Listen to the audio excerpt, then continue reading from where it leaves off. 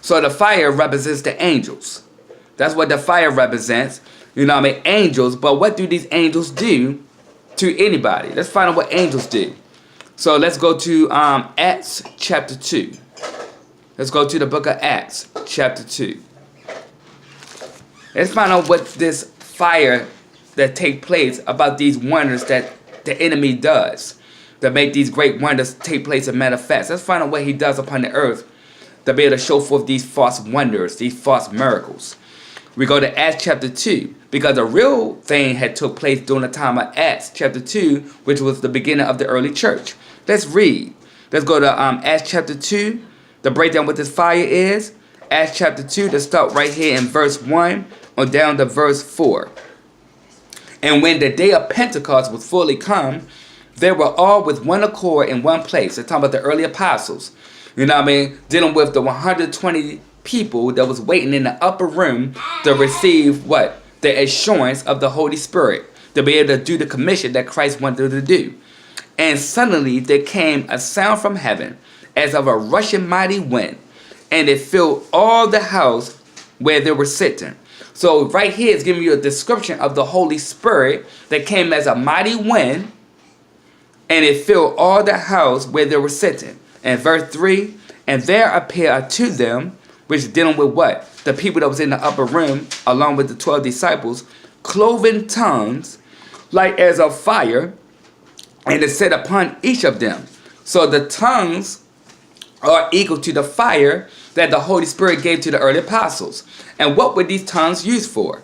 Let's go to verse 4.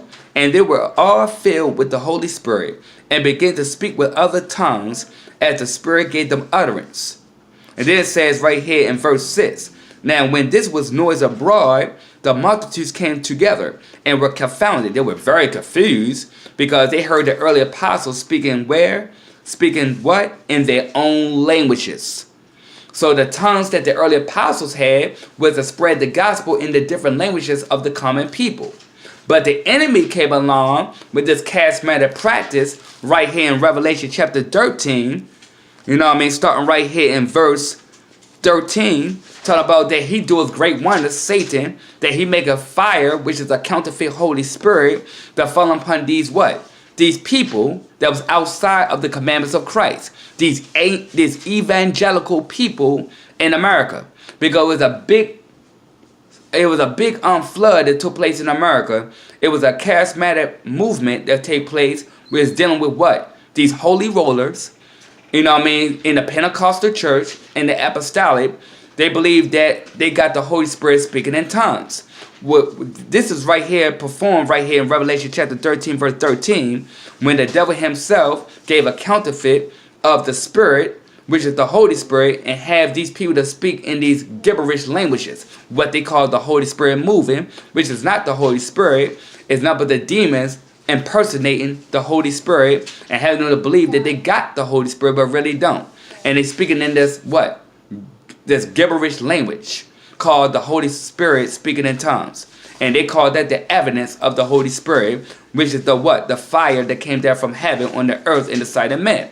So this deception that the devil gave right here in the United States of America is a false revival, a false reformation of these churches that's open on a false day, which is Sunday, not the true day of worship, which is on Saturday, and they out there calling themselves filled with the Holy